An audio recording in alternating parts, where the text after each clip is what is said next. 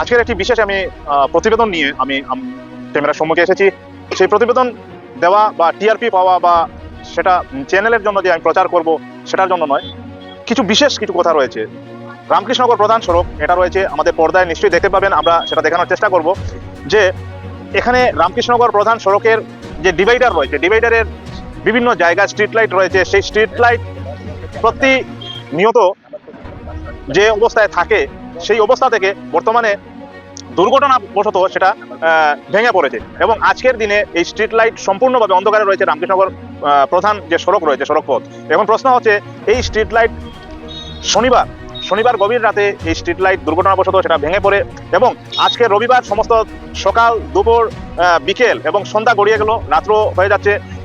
আজকের এখন পর্যন্ত কোনো বিভাগীয় আধিকারিক এই স্ট্রিট লাইটকে সেই জায়গা থেকে নিরাপদ জায়গায় নিয়ে যাওয়ার কোনো ব্যবস্থা গ্রহণ করেনি।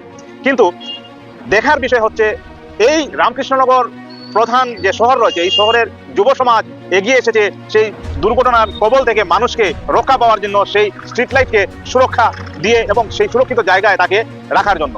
এবং প্রশ্ন হচ্ছে, এই রামকৃষ্ণনগর প্রধান যে শহর রয়েছে, এই শহরে পৌরসভা রয়েছে, মিউনিসিপ্যালিটি রয়েছে, সেই মিউনিসিপ্যালিটির যারা আধিকারিক রয়েছেন বা আমাদের এখানে কোর ডিস্ট্রিক্ট যে অফিস রয়েছে বা কার্যালয় রয়েছে, সেই কার্যালয়ের যারা আধিকারিক রয়েছেন বা সার্কেল অফিস রয়েছে, আমাদের পুলিশ প্রশাসন রয়েছে, বিভিন্ন আধিকারিকরাও রয়েছেন, এই আধিকারিকরা কেন এখন পর্যন্ত সেই জায়গায় এসে সেই জায়গা পরিদর্শন করেননি এবং সেই জায়গায় যে বিশেষ যে পদক্ষেপ ওনারা সেই সময় নেওয়ার কথা ছিল তারা পদক্ষেপ নেননি? সেটা আমরা প্রশ্ন তুলছি এবং প্রশ্ন করছি, এটা কে দেখবে? নিশ্চয়ই রামকৃষ্ণনগরের যারা যুব সমাজ রয়েছে বা রামকৃষ্ণনগরের যারা নাগরিক রয়েছে, সচেতন নাগরিক, ওনারাই এগিয়ে এসেছেন, ওনারাই সেই কাজ করছেন। তাহলে বিভাগীয় আধিকারিকরা কি করছেন? এটাই প্রশ্ন করছি। আপনারা সেই প্রশ্ন উত্তর কে দে সেটার দিকে নজর রাখুন। আমি এটা কইতে চাই, ছাত্র এই ঘটনাটা হয়েছে, কি গাড়ি মারছে বা কে ভাঙছে দেখা জানি না, কিন্তু রাত্রে ঘটনাটা হয়েছে। আমরা যখন সকাল দিকে এটা দেখছি যে এইভাবে ওই জায়গাটা ভাঙা, এই পোস্টটা এই রাস্তার মিডিলে যেহেতু এখানে রাস্তা ওপেন আছে, ছোট গাড়ি যাইব, অন্য গাড়ি যাইব, এই গাড়ি এটার লগে লাগে অন্য অ্যাক্সিডেন্ট হইতে পারে। তো আজকে সমস্ত দিন আজকে গেছে, আমরা দেখলাম কোনো এই দায়িত্বে থাকা কোনো আধিকারিক, বিষয় আধিকারিক কেউ এটারে কোনো দৃষ্টি আকর্ষণ করছেন না। যেটা লাগে এখন আমরা না পারিয়া রাস্তা দিকে একটা ডজার যার তার দিকে সাহায্য নিয়ে আমরা এটার এখন আমরা এই রিলের সঙ্গে অল্প আমরা বাঁধিয়ে রাখছি। তো ওইটা কতটুকু সঠিক জানি না, এটা তার যে বান্ধা আছে খুলিও যেতে পারে আরো, আর যেভাবে গাড়ি চলাচল করে দিনে রাত্রে আরো বড় ঘটনা হইতে পারে, এটা আশা আছে হওয়ার। তো এটা লাগে আমি চাইবো এই খুঁটিটারে অতি সত্তর সরানির লাগে এখান থেকে দ্রুতগতির জন্য। না হলে এই দেখেন এখান থেকে কতটুকু অব্দি পুরা ভেঙে ফেলেছে রাস্তার পুরো জায়গাটা, আর এত বড় পোস্টটা পুরা দুমড়ে মুচড়ে গিয়েছে।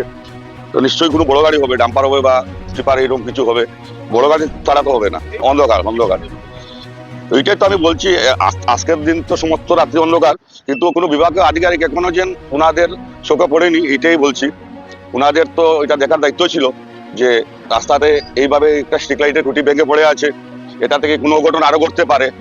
হয় লাইট না থাকুক অন্য কথা, কিন্তু এই খুঁটিটা তো সরানোর দরকার ছিল অতি সত্তর, কিন্তু এখনো অব্দি এই খুঁটিটা সরানো হয়নি। তার জন্য আমরা দুঃখিত যে আমাদের যে প্রশাসন আছেন বা আধিকারিক যারা আছেন, একটু এই রাস্তার কাজ চলছে, ওনারা দৃষ্টি আকর্ষণ করে বলছি যারা এই খুঁটিটা যাতে প্রতিশত সরানো হয়, তাহলে আরো দুর্ঘটনা ঘটার আশঙ্কা আছে। আমি প্রশাসনকে এটাই বলবো যে ওনারা একটু চোখ রাখার জন্য, দৃষ্টি রাখার জন্য, যে রাত্রে বা দিনেই যেভাবে অটো রিক্সা হোক আর যে ছোট গাড়ি বা ডাম্পার গুলা যেভাবে অধিক তীব্র গতিতে যায়, রাতে তো আরো বেশি গতি স্পিডে যায়, যার জন্য এই ঘটনাটা হয়েছে। আমি প্রশাসনকে এটা অনুরোধ করবো ওনারা যাতে একটু সতর্ক থাকেন, আর এই ওভার স্পিড গাড়িগুলোকে যাতে ওনার দৃষ্টি রাখেন, যাতে ওনারা একটু স্পিড লিমিটটা কমিয়ে গাড়িগুলো চালায়। কারণ আজকে একটা অ্যাক্সিডেন্ট হলে ওনাদেরও তো ক্ষতি হবে, ওনারা একজন ড্রাইভার, ওনাদেরও গাড়ি, ওনার গাড়িরও ক্ষতি হবে, ওনারও ক্ষতি হবে, ওনারও সংসার আছে। তাই আমি ড্রাইভারদেরকেও বলবো আপনারাও ধীরে সুস্থে গাড়ি চালান। আর প্রশাসনকে বারবার বলছি আপনারা একটু যারা স্পিডে গাড়ি চালায় ওদেরকে একটু আপনারা সতর্ক করে দিন।